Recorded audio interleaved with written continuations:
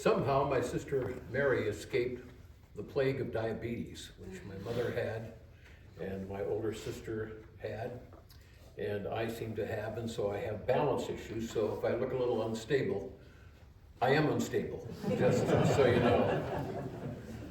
I also brought notes like Paul. Thank you, by the way, Paul, for bringing your wonderful testimony about Mary's life.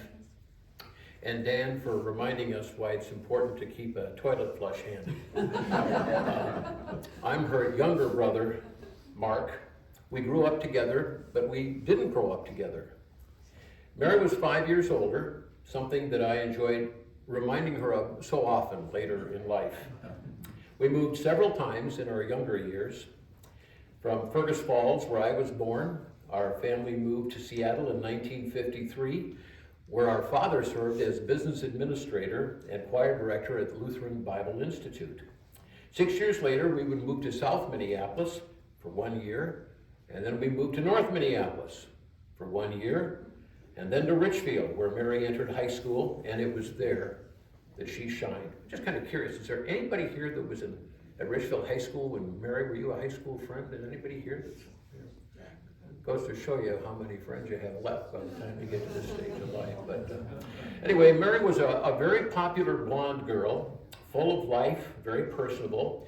And here is where I watched her perform on stage in a one-act play that was called The Bald Soprano. It was wacky.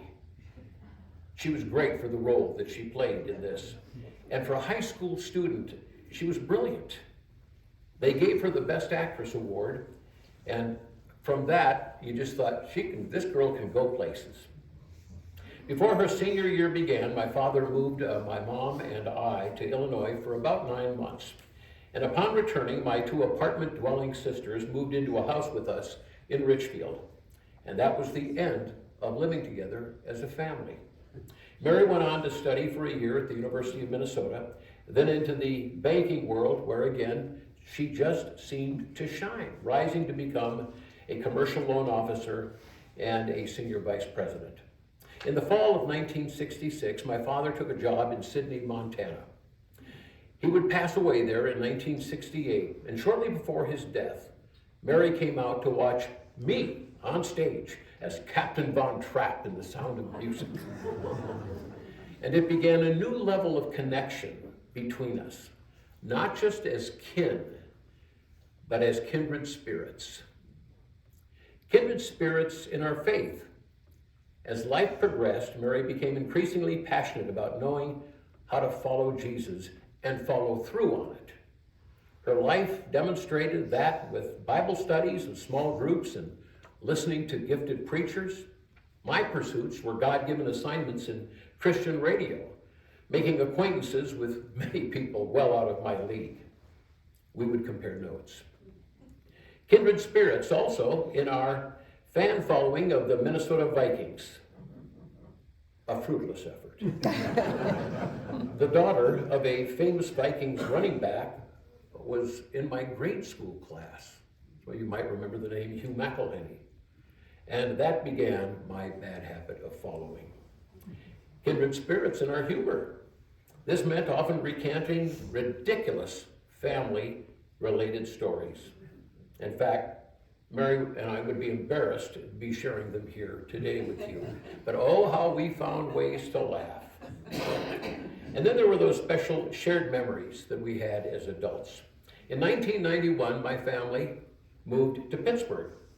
While Jim, Mary, and Jamie and Sam did not visit often, Mary grew to love the community of Pittsburgh. And one of her fondest memories was a July 4th celebration at Point State Park, right there where the 3 rivers come together. And we were there on that special night, and the Pittsburgh Symphony Orchestra was playing. It was just a wonderfully grand evening. And then the fireworks display began, and it was just so triumphant with the orchestra was playing along with it. And right at the end of that, the orchestra stopped playing, and the radio station that was hosting the event had their fireworks out on a barge, and they decided to play the theme from Mission Impossible and counted it down, 5, 4, 3, 2, 1, and then all the fireworks went off, and Mary was mesmerized by this event. It was truly a memorable evening. Then later, when I moved to Chicago, and after husband Jim had passed, Mary frequently visited, often to attend musical concerts from Christian recording artists. And because I had an MC role at these events, she had front row seats, and often dined ahead of the performances with many of the artists, and she loved that. And they were held at the historic Moody Church in downtown Chicago. Disappointments. Yeah, as for disappointments, Mary had a few, but then again, too few to mention. But I will. One was her not finishing her education at the University of Minnesota. Note, however, it did not keep her from success. A second was not finding a way to pursue her acting gifts. Another was never making the journey to Israel after hearing travel stories from my wife and I. And it was on her bucket list. Anyway, that's just a few. And then there were the weekly calls. For the last several years, my sister Mary and I would talk by phone for about an hour, except when she had a hard time saying goodbye. And we would talk just about all kinds of different things. But they would usually start out this way. The horse. With each one of us making that ridiculous noise. A 72-year-old man and a 77-year-old woman. Because I was talking to the horse, that was her nickname. Now, no one would dare call her that, but her brother. But she embraced it. And that goes to show you about that woman's sense of humor and great affection. The story behind that probably should be left for later inquiries, if you really want to know sometime. Anyway, our telephone calls every Tuesday would cover the subjects of faith and family and football and politics and just the absurdities of life.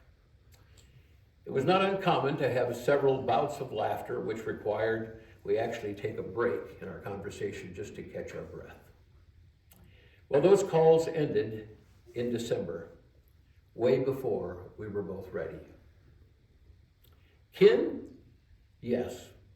But more importantly, Mary and I were kindred spirits who will one day unite by God's grace in his glorious kingdom and be with Jesus. Who you see in there today, if you went up front, does not bear the expression on her face of my sister Mary. The smiling picture that was of the memoriam that was published, that's closer to the woman that I knew all my life. So here we are again, once again, on a Tuesday. My beloved sister Mary, who had a desire to meet with Jesus, and indeed she has. And she has arrived there, one step ahead of me. Thank you for coming today.